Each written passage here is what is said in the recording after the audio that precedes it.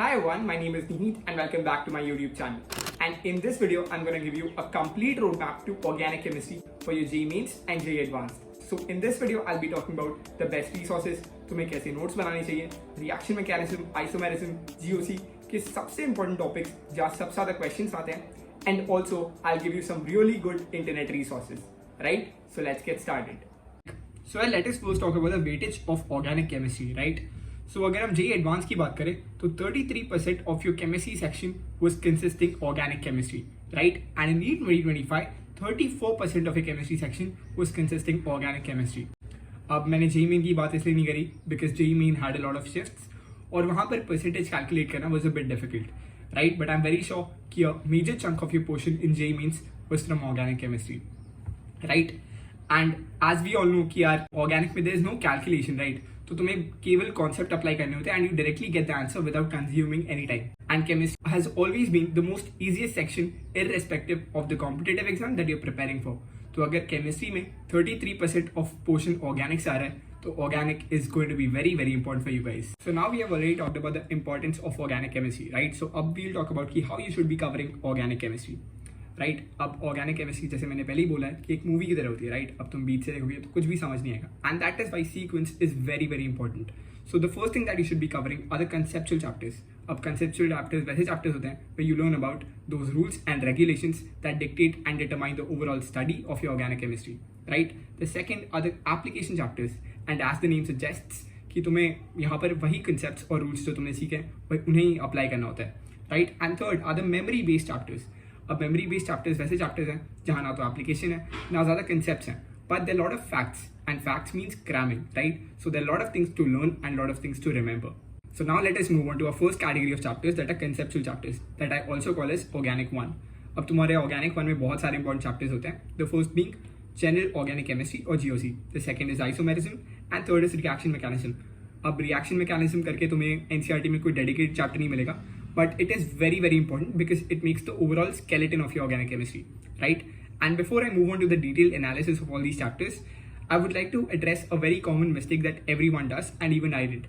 And that is कि जब भी तुम nomenclature पढ़ रहे होते हो ना तो make sure that you're limiting yourself to IUPAC names, क्योंकि nomenclature in general is a very massive topic. उसमें structure derived names होते हैं, तुम्हारे क्रिसॉल्स हो गए हैं, राइट? और बहुत सारे तुम्हारे रिएक्शन derived names होते हैं जैसे तुम्हारे साइनोहाइड्रेंस हो गए, कीटल्स हो गए, और उसके बाद भी तुम्हारे बहुत सारे कॉमन नेम्स होते हैं. तो अगर तुम सब कुछ पढ़ने बैठोगे तो बहुत कंफ्यूजन होगा और तुमने ऑर्गेनिक अभी जस्ट चालू करी है, राइट? तो you don't have a context of कि ये नेम्स कहाँ से डिराइव हो रहे हैं, तो it create a lot of confusion. So make sure whenever you reading nomenclature you are only limiting yourself to IUPAC names. So now we'll discuss about the most important chapter in organic chemistry, that is general organic chemistry or GOC.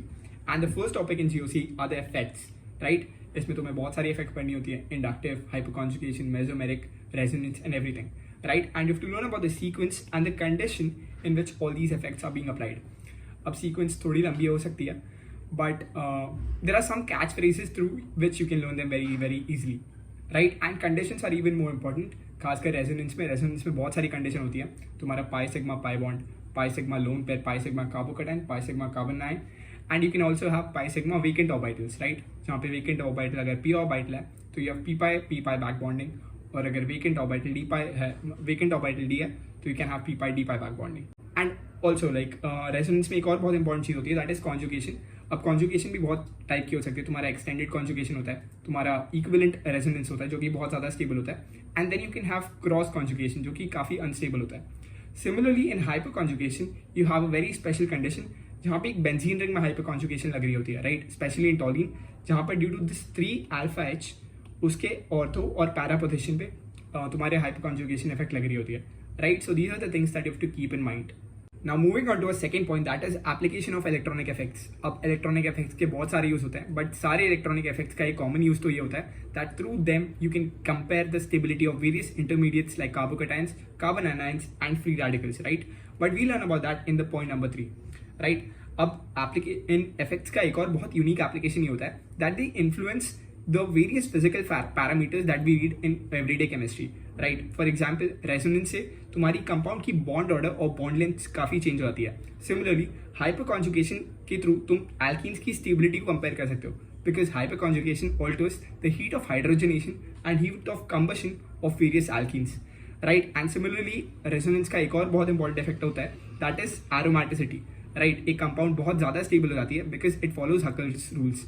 और aromaticity तो यार अपने आप में एक topic है, क्योंकि it has lot of things like aromaticity, anti aromaticity, aromaticity in fused cyclic compounds, and also if you're preparing for JEE advanced तो तुम्हें क्वासी एरोमेटिसिटी के बारे में मालूम होना चाहिए। So moving on to a third point where we'll discuss the most prominent application of all these electronic effects, and that is in comparing the stability of various intermediates like carbocation, carbon-9 and free radicals, right? अब क्योंकि यहाँ पे carbocation की बात हो रही है, तो there's something known as rearrangement, right? Carbocations rearrange themselves to make themselves more stable, right? And similarly तुम्हें migration aptitude के बारे में मालूम होना चाहिए, right? अब migration aptitude क्या होती है, तुम्हारी H+ की सबसे ज़्यादा होती है, फिर there are aryl groups and फिर we have alkyl groups, right?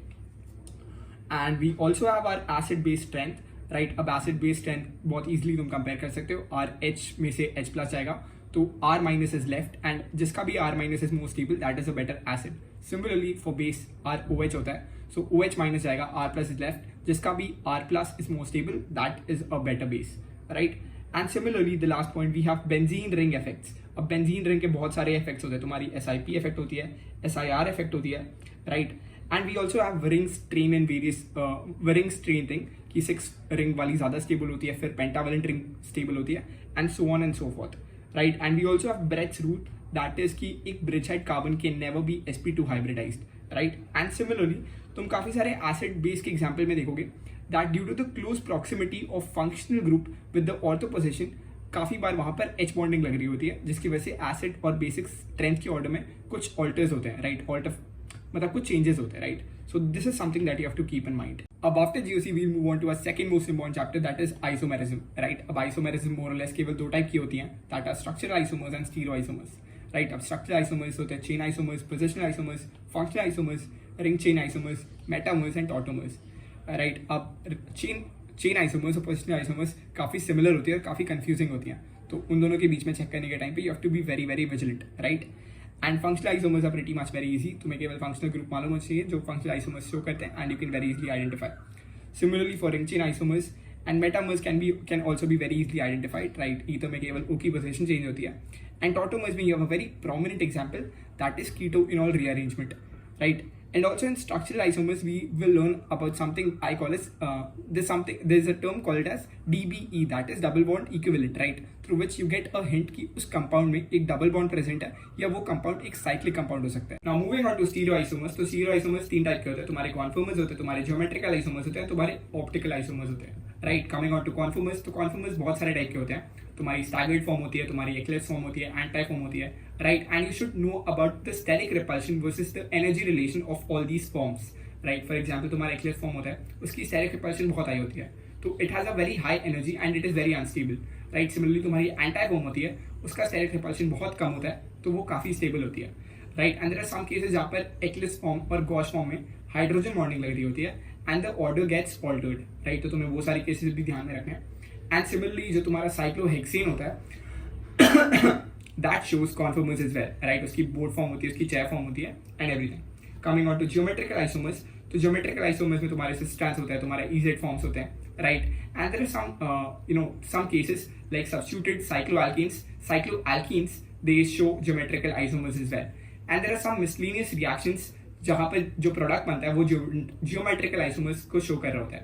For example, when aldehyde reacts with hydroxylamine, तो तुम्हारा प्रोडक्ट बनता है that is oxime, and oxime shows geometrical isomers, right? Coming on to a third point, that is optical isomers. तो optical isomers में बहुत conventional चीजें होती हैं, तुम्हारा diastereomers versus enantiomers, तुम्हारे wedge-dash projections, and there are meso compounds, right? And इन सारी चीज़ों के बारे में तुम्हें बहुत ज़्यादा क्लैरिटी होनी चाहिए। So now we move on to our next topic, that is reaction mechanism, right? और reaction mechanism एक बहुत इंपॉर्टेंट टॉपिक है, and the first thing that you should know in reaction mechanism कि एक न्यूक्लियोफाइल क्या होता है और एक इलेक्ट्रोफाइल क्या होता है, right? You should know the basic definitions, and in a given set of reagents तुम्हें उसकी न्यूक्लियोफिलिक ऑर्डर या उसका इलेक्ट्रोफिलिक ऑर्डर कैलकुलेट करना आना चाहिए, right? Coming on to substrate, तो substrate में the only thing that you have to remember is the steric hindrance, right? उसी के बेसिस पे we classify कि एक substrate कितना बल्की है या कितना लाइट है, right. Coming on to the solvent part, solvent 2 तरीके के होते हैं, तुम्हारे पोलर सॉल्वेंट होते हैं, तुम्हारे नॉन पोलर सॉल्वेंट होते हैं। Non polar we don't read that much in organic chemistry, and polar can be further classified into polar aprotic and polar protic. Polar aprotic H+ नहीं देता है, पोलर प्रोटिक H+ देता है, right, और तुम्हें polar ए protein के कुछ prominent examples आने चाहिए, that is DMF, DMSO and everything, right. And coming on to a last thing that is leaving group. अब तुम्हें लीविंग ग्रुप के बारे में भी एक बेसिक आइडिया होना चाहिए. कुछ एग्जाम्पल्स होते हैं जो बहुत अच्छे लीविंग ग्रुप्स होते हैं, and you should also know कि लीविंग ग्रुप के ऑर्डर को कैसे कैलकुलेट किया जाता है, right. Leaving group is basically inversely proportional to your basic strength, right. तुम्हारी बेसिसिटी के इनवर्सली प्रोपोर्शनल होता है, and that is how you compare the leaving group ability of various functional groups. Now coming on to our next point, that is कि organic chemistry के जितने भी reaction हैं, they can be broadly classified into three major categories, that is addition reaction, substitution reaction and elimination reaction, right? So first we'll talk about addition reaction. तो addition reaction का एक बहुत ही prominent example होता है तुम्हारा electrophilic addition reaction, जहाँ पर एक alkene या alkyne पर एक nucleophile आकर add हो जाता है, right? और इसमें दो बहुत important चीज़ें होती हैं. The first is alkene versus alkyne पे rate comparison. राइट. अगर एल्कीन की बात करें तो उसका तुम्हारा intermediate look something like this, right. But अगर एल्काइन की बात करें तो उसका intermediate would look something like this, right. अब you can see this carbocation rests on a carbon that is sp2 hybridized, that is more electronegative, right. और electronegative चीज पर positive charge is not stable, so carbocation is less stable, इसलिए alkyne पर rate कम होती है और alkene पर रेट ज्यादा होती है, right. And similarly we have something known as KCP versus TCP, right. तो एक कॉन्जुगेटेड कंपाउंड होता है, राइट. अगर इसका इंटरमीडिएट तुम बनाओगे तो दो तरीके के प्रोडक्ट फॉर्म होते हैं, that is first is kinetically determined और kinetically control product, and second is thermodynamically determined और thermodynamically control product, right. Kinetically determined वो होता है जिसमें कार्बोकैटायन इज मोर स्टेबल, और थर्मोडायनेमिकली डिटरमाइंड प्रोडक्ट वो होता है जहाँ पर जो प्रोडक्ट बन रहा है वो ज़्यादा स्टेबल है क्योंकि उसकी नंबर ऑफ अल्फा H ज़्यादा है, right. So this is how you compare these two things, and these two things are like very very important, and you have to keep this in your mind. So after addition reaction we'll move on to substitution reaction, right. और substitution reaction SN1 SN2, right. और ये elimination reaction से काफ़ी similar होती है. SN1 is very similar to E1 and SN2 is very similar to E2, right. And things depend on what is the kind of nucleophile that you have used, nucleophile strong है weak है, and it also depends on the steric hindrance of the substrate, right. And substitution reaction के और भी काफ़ी forms होते हैं. One is SNI, right, that is SN intramolecular. So let's take an example, right. अगर यहाँ पर एक ये लीविंग ग्रुप लीव करता है एंड यहाँ पर एक कार्बोकैटायन बनता है, तो ये वाला क्योंकि यहाँ पर इस कंपाउंड में ऑलरेडी एक लोन पेयर है, so this will directly attack on the carbocation and form a cyclic compound, right. और क्योंकि वो लोन पेयर उस मॉलिक्यूल के अंदर ही है, सो वो रिएजेंट के आने से पहले अटैक करेगा and that will form the majority of the product, right. So this is SNI और SN intramolecular. Similarly we have SNAR, that is कि एक बेंजीन रिंग में अगर एक बहुत ही स्ट्रॉन्गली विड्रॉइंग ग्रुप लगा हुआ है और यहाँ पर एक लीविंग ग्रुप है, तो ड्यू टू द स्ट्रॉन्ग पुल ये लीविंग ग्रुप को एक रिएजेंट आकर डायरेक्टली रिप्लेस कर देगा, and that is what we call as SNAR. And third is SNNGP. SNNGP SN intramolecular के बहुत सिमिलर होता है, but the only difference is कि इस बार जो कार्बोकैटायन बनता है वो बिल्कुल इसके मतलब एडजेसेंट कार्बन पे बनता है, जो जहाँ पर लोन पेयर है उसके एडजेसेंट कार्बन के, और एक मतलब tricyclic whatever you call this, ऐसा एक तुम्हारा इंटरमीडिएट फॉर्म होता है. And as we all know कि जो 3 कार्बन की रिंग होती है वो बहुत ही अनस्टेबल होती है, तो वो वापस से टूट जाती है. And I can't explain everything, the slide is very small, right. तो तुम बेसिकली इसके बारे में you can search it on the internet and get a basic idea about it, right. So these are the 3 type of SN reactions that are very important as well. अब there are some reactions जहाँ पे जो तुम्हारा intermediate बन रहा होता है that is a free radical, right? And the reaction follows a free radical mechanism. And those reactions are what we call as free radical reactions, right? और तुम्हारे इसके 2 बहुत prominent examples होते हैं, Wurtz reactions and Kolbe's electrolysis, right? Coming on to our next point, that is there are certain rearrangements in organic chemistry. अब मैंने जैसे बताया कि मोस्टली तुम्हारे जितने रिएक्शंस होंगे that falls in addition, substitution और elimination, but there is a tiny percentage of reactions जहाँ पे तुम्हारे रीअरेंजमेंट लग रहे होते हैं, right. And you have to learn all of that. Coming on to last point, that is non classical carbocation. अब ऐसा नहीं होता कि हर रिएक्शन में जो तुम्हारी इंटरमीडिएट होती है वो कार्बोकैटायन बने, कार्बन आयन बने या फ्री रेडिकल बने. समटाइम्स एक कार्बन पर एक डेल्टा पॉजिटिव चार्ज होता है, right. And this is not a carbocation and that's what we call as non classical carbocation. और ये वाली जो इंटरमीडिएट होती है और या ये जो मैकेनिज्म होती है that is followed in ozonolysis and also in electrophilic addition through Br2CCl4, right. So these are 2 prominent examples of NCC or non-classical carbocation that you have to learn. Now after organic 1 we are going to deal with a new section that is organic 2, right. And in organic 2 तुमने जितने भी concepts पढ़े हैं, जितने भी rules पढ़े हैं, उन्हें basically apply करना होता है, right. So here we are going to deal with application of all the concepts, right. Also in organic 2 you'll encounter a lot of new reagents, right. तो इट्स ऑलवेज रिकमेंडेड कि तुम उन सारे reagents के function की एक list बना लो, क्योंकि आगे जाके तुम्हें बहुत सारे रिएजेंट्स मिलेंगे and it get confusing, right.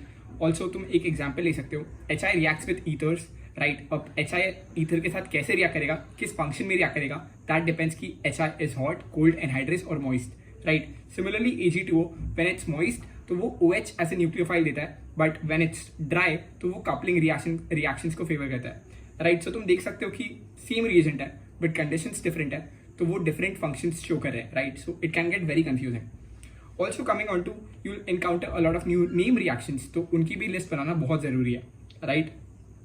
Also जब तुम ऑर्गेनिक 2 पढ़ रहे हो तो तुम ऑर्गेनिक 2 में बेसिकली पढ़ते क्या हो, hydrocarbons, alcohols, ethers, aldehyde ketones, carboxylic acid, right? So you're learning about the functional groups, right? तो यहाँ पर functional groups जो भी जिस भी functional group के बारे में तुम पढ़े हो उनकी reactions के बारे में जानना और उनके tests के बारे में जानना is very very important, right? And last but not the least, जब भी तुम new chapter पढ़ोगे तो you'll come across some really new names और कुछ reaction derived names होंगी, कुछ structure derived names होगी, तो उन सारे नए नामों को note down करना is very very important as well. अब ऑर्गेनिक 2 के बाद ऑर्गेनिक 3 की बात करते हैं and organic 3 is very very memory based, right. बिल्कुल तुम्हारी इनऑर्गेनिक की तरह होती है, यहाँ पे बहुत सारे फैक्ट्स होते हैं, बहुत सारी क्रैमिंग होती है and that is why you need recollection and repetition, right. उन चीज़ों को अच्छे से याद करने के लिए you have to read the chapter a lot of times, right, and you have to make notes of all the sub topics, right. इसमें सब टॉपिक्स बहुत इंपॉर्टेंट होते हैं ऑर्गेनिक केमिस्ट्री के, तो तुम्हें हर सब टॉपिक के अच्छे नोट्स बनाना भी बहुत जरूरी है। And what are the chapters like? Polymers, biomolecules, practical organic chemistry, and also everyday life. यहाँ पे मैंने नोट नहीं करा. Everyday life is very important as well, right?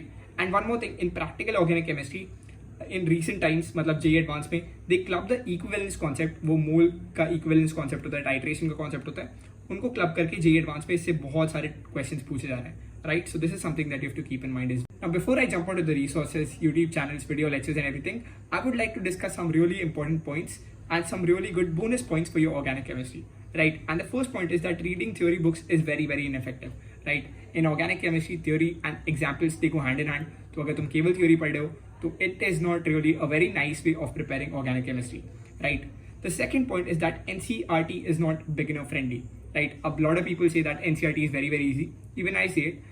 But when I'm saying this thing, I'm talking in terms of the questions that are given in the NCERT, right? But अगर मैं theory की बात करूँ तो NCERT आसान नहीं है, because they have just summarized a huge, portion in a very small book. So you cannot expect them to be very descriptive, right? तो अगर तुम पहली बार या concept building के लिए NCERT पढ़ रहे हो, तो वो समझ में आना बहुत मुश्किल है, until and unless you're a goddamn prodigy, right? But obviously we cannot deny the fact that NCERT is very important from an exam point of view. तो तुम क्या कर सकते हो, जब तुमने एक बार एक चैप्टर पढ़ लिया या उसके सारे कॉन्सेप्ट पढ़ लिए, then you can read NCERT and it is a very nice book to brush up the concepts, right. But concept build करने के लिए NCERT is not a good book, right. Now let's talk about the third point, that concepts and examples must go together. अब जब भी तुम किसी teacher के video lectures देख रहे हो, राइट, अब मैंने जैसे बताया कि organic chemistry is very multi conceptual, right. मैं एक कॉन्सेप्ट पढ़ा सकता हूँ और उस पर बहुत सारे मल्टी कंसेप्चुअल क्वेश्चन बना सकता हूँ, बट तुम्हें वैसे ही टीचर्स को फॉलो करना है या वैसी वीडियो लेक्चर्स देखने हैं जहाँ पर the theory they are teaching and the questions they are doing they goes in sync, right. अगर मैं तुम्हें थ्योरी कुछ कम पढ़ाता हूँ और एग्जाम्पल्स बहुत ज़्यादा कराता हूँ जिसमें बहुत ज़्यादा एडवांस कॉन्सेप्ट यूज हो रहा है, तो you will eventually loose interest in the subject, right. इसलिए कंसेप्ट्स और एग्जाम्पल्स का सिंक में चलना is very very important in organic chemistry, right. अब ये सारी चीज़ें ही खराब है तो फिर अच्छा क्या है, right. And that is the fourth point, that video lectures are really the best source, the best resource in organic chemistry. और कौन से video lectures अच्छे हैं, that I'll discuss in the next slide. Let us talk about some resources, and by resources I mean some really good YouTube channels and video lectures, right? So if you're at t is equals to 0 or you're a beginner या फिर तुम कोई एक organic का chapter पहली बार पढ़े हो, then you can go and watch Sachin Rana के videos. They are pretty good और उन्होंने काफ़ी अच्छे से concepts को explain कर रखा है, right? Similarly you can go and watch MK sir के lectures. उन्होंने सारे chapters की एक playlist बना रखी है, राइट, और वो भी कंसेप्ट बिल्डिंग के लिए बहुत ही अच्छा है. सिमिलरली यू कैन फॉलो मंजिल प्लेलिस्ट, राइट. ये तीनों चीज़ें तुम्हारे कंसेप्ट बिल्डिंग में हेल्प करेंगी, राइट. एंड यहाँ पर हाँ मैंने अपनी पिक्चर लगा रखी है, मेरे बाल बड़े थे अब कट गए, मेरे को बुरा लग रहा है, बट एनीवेज लाइक मैंने अपनी पिक्चर्स लगाई थी because even I want to make lectures on organic chemistry, right, but I am not in the right space. This is a hostel room and my college is not at all creator friendly, right. So अभी I see to it if I can make video lectures और not. Now coming on to if you are at t equals to infinity, right, अब तुम्हें revision के लिए कुछ चीज़ें चाहिए, like तुम्हें बिल्कुल समराइज वे में चीज़ें देखनी है, तो for that you can watch eSaral के वीडियोस, ATP स्टार के वीडियोस, और you can watch Pankaj sir के वीडियोस, राइट। इन तीनों ने बहुत अच्छे से रिएक्शंस को, रिएक्शन मैकेनिज्म्स को और सारी प्रॉपर्टीज को बहुत अच्छे से समराइज कर रखा है। अब वीडियो लेक्चर के बाद we'll come on to problem solving resources, right, and if you are a mains aspirant then the first thing you should target are the level 1 questions of your coaching module, right. जिस भी coaching में तुम पढ़ रहे हो उनकी books के level 1 के क्वेश्चंस करने हैं। Secondly, you can go on to mains PYQs, right? Mains के PYQs are a banger resource in any case, right? And then you can come on to a reference book. And in my case, I think MS Chauhan is the best reference book for organic chemistry. और तुम MS Chauhan के level 1 के questions कर सकते हो. Coming on to advanced, तो advanced के लिए the best resource is always advanced के PYQs, right? Advanced के PYQs ही उसकी theory होते हैं, right?